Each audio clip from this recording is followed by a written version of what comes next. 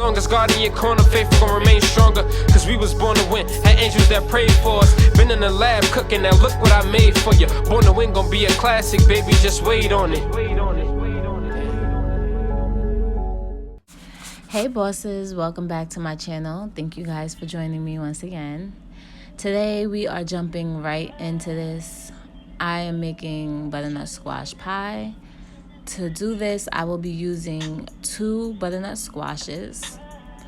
I rinse off my butternut squashes every single time I purchase them. I'm not sure what else is on them, but I know that for my mental clarity, they have to be rinsed under some hot water.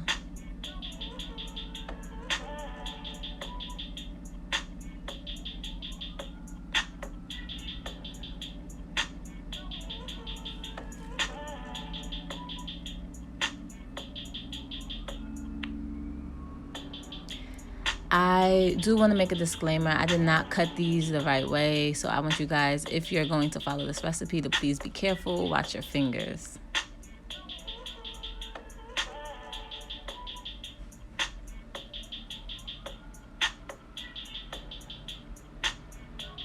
Next up, I will be cleaning the inside of each squash, taking out the seeds. Now, here is a little tip. If you are like me and don't really like things to go to waste, you can rinse those seeds off, lay them in a baking pan, and salt them, and then bake them, roast them, make you some seeds.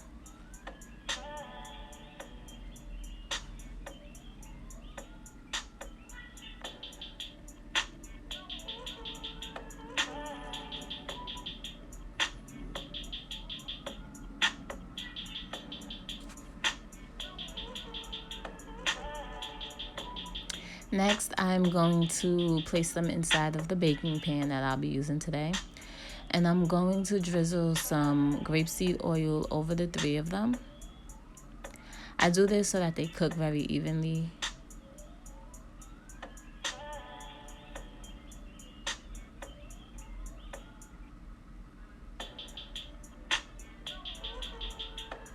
And to help make sure that it's even, I use my fingers to line the oil over all of the squash.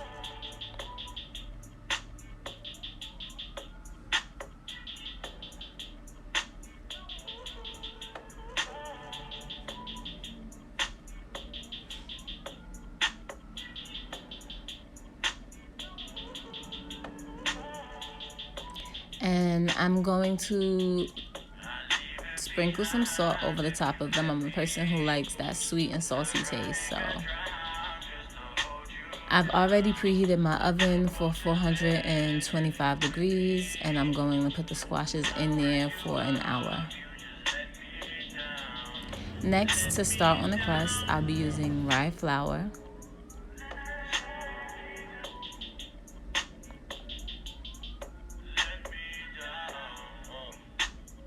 I used about 3 cups of rye flour for this crust.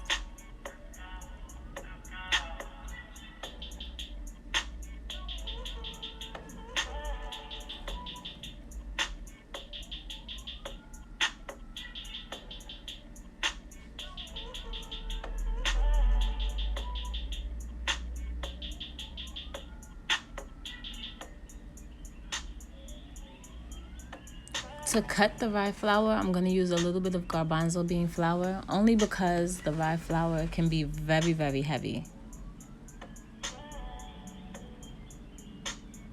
I didn't measure that, but it couldn't have even been 1/4 cup, I don't think. Next, I'm adding some sea salt to the flour and some Ceylon cinnamon.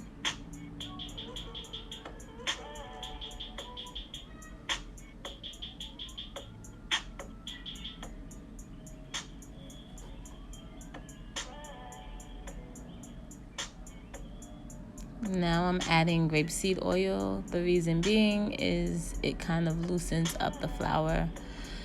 I'm also adding agave. I like my crust sweet, and then I'm going to go in with my spring water.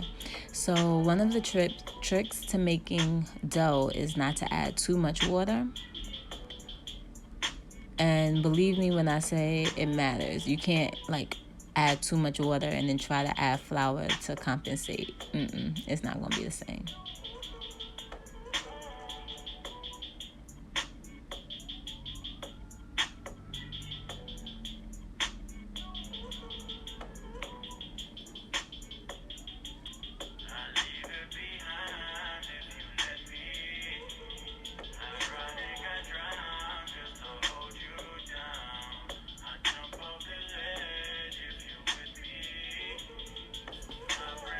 Now I am starting to form my balls. Again, I need to add a little bit more water. You guys can see just how much water I'm adding, so you know.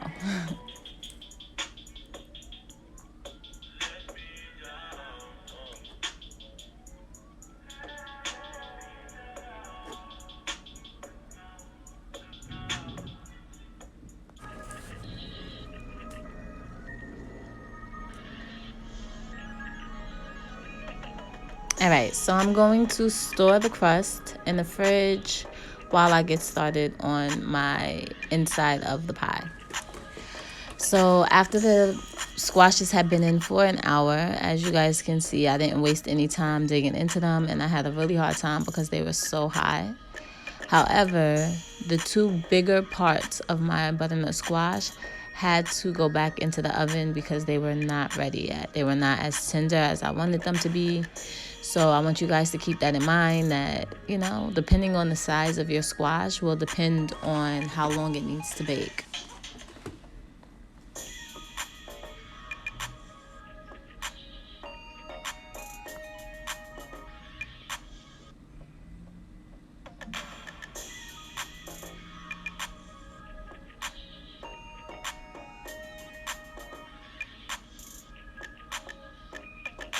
I'm struggling a bit with getting the insides out. Again, that's because I did not allow them to cool. So I would advise that you guys allow them to cool a little bit.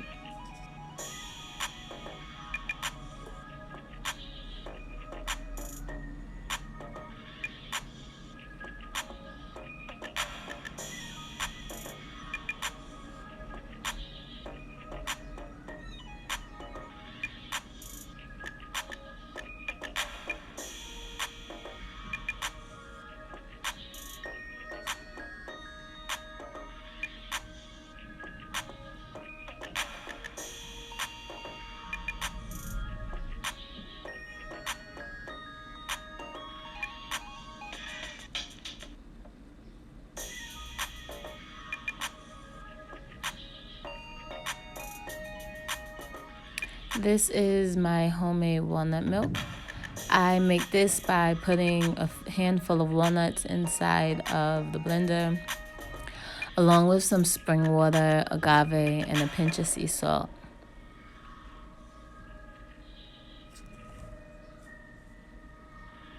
I'm going to also be using some vanilla bean. Sorry for the blurriness, guys.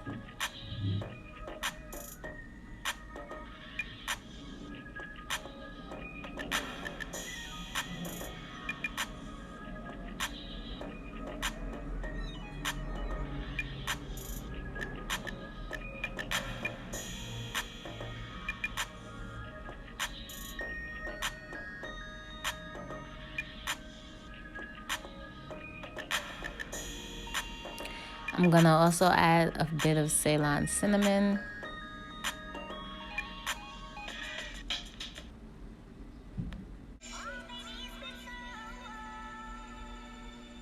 Again, please excuse the blurriness. Next, I'm gonna add some sea salt. Again, I like that sweet and salty taste, so don't mind me. Some agave. Yeah, I forgot to tell you guys that I was putting agave in.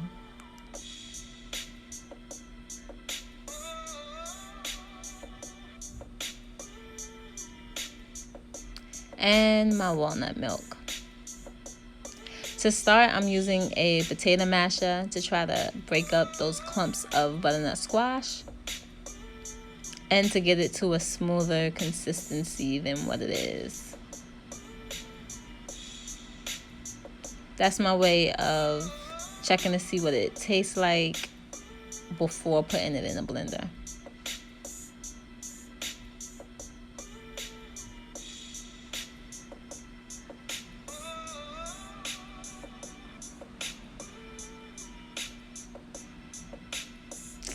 And once again, I want to apologize for the blurriness. I noticed that it keeps having its moments when it gets blurry and then it clears out. By now, I was tired of smashing that potato smasher, but I still needed to taste and see what was going on. There, I'm adding ginger, some ground ginger,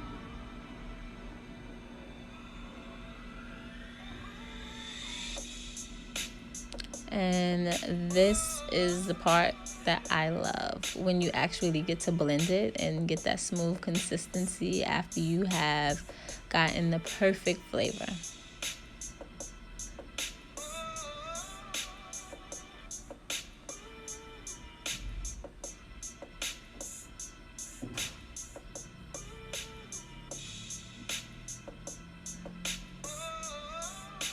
That is clove powder.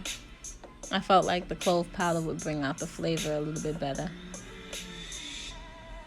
And as you guys seen, I'm a fat girl at heart. Y'all seen my little shuffle after I tasted it, and it tasted the way I wanted it to.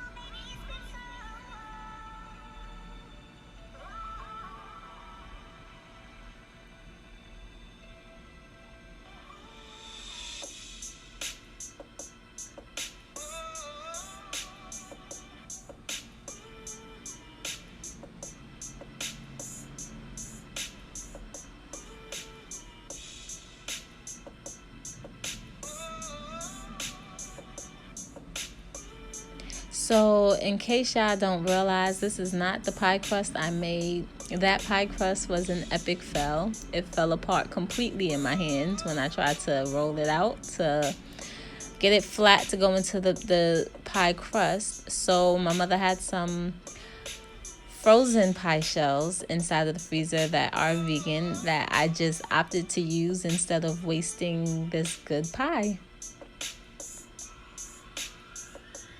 And I am topping it with some more Ceylon cinnamon.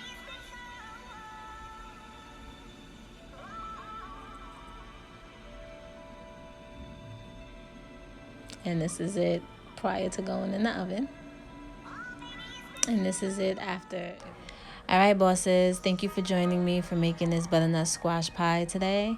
Please feel free to follow me on all of my social media accounts. I'm always here to communicate with you guys. And be sure to like this video, subscribe, hit the little bell so you're always notified when I release a video, and leave me some comments letting me know what the next video should be. I'll talk to you guys soon. Bye.